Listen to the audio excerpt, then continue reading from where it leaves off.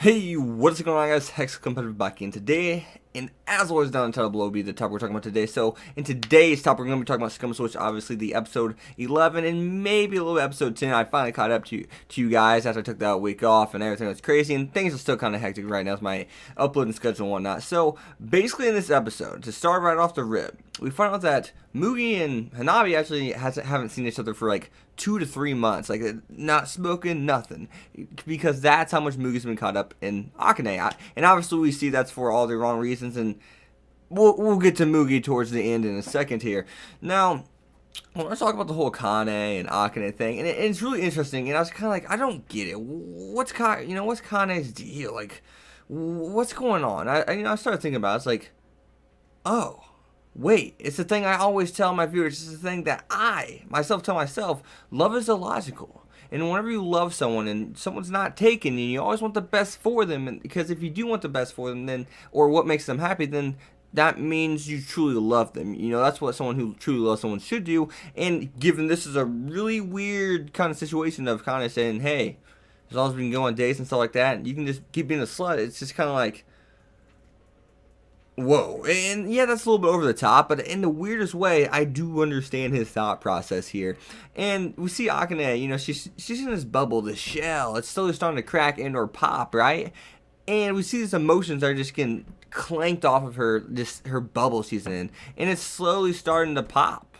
We see that she's starting to understand what feelings are, what a general human should be like. But the one thing that does bother me about Akane's character, and is really tugging on me, is there's no way in hell she lived a normal life.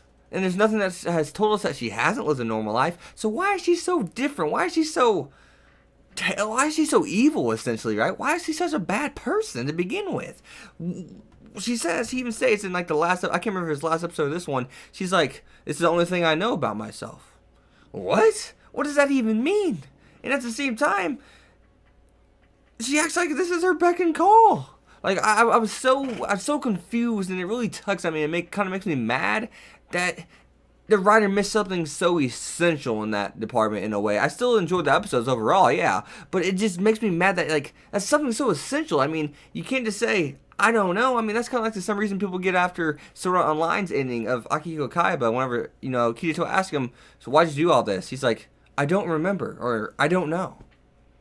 That's essentially what Akane's saying. Like, I don't know. I just don't know. You know, I really don't know about that. The writing, other than that, has been absolutely phenomenal.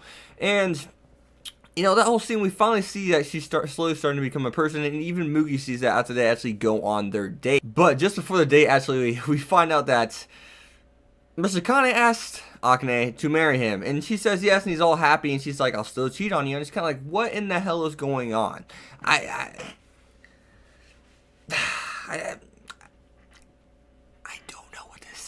I don't know. Like, I need to hear your guys' thoughts about these episodes. Like, what did you guys think about episode 11?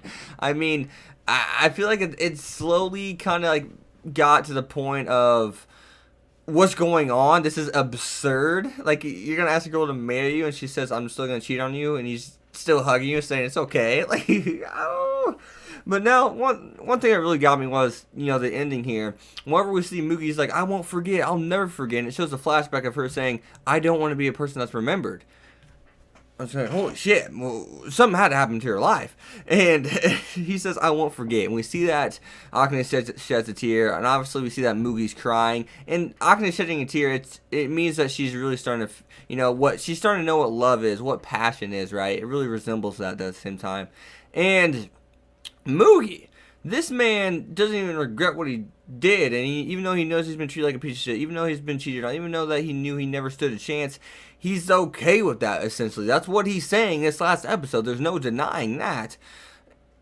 I'm just kind of like, shit, can we go back to Hanabi? Like, I feel like this, you know, Scum Switch has done a great job, but I feel like this last episode is kind of like, it's just kind of gone all over the place, you know what I mean? It's gone over the top, and yeah, it's weird because I really did enjoy the episode, and at the same time, I'm just kind of like distraught, like, what? You know what I mean? I just don't know how to put it, but I am going to keep rambling on if I keep the video going. So, as always, guys, you've been Hex. Be sure to leave a like, comment, subscribe, follow me on Twitter, Hex25, and leave a comment on what you think of this madness.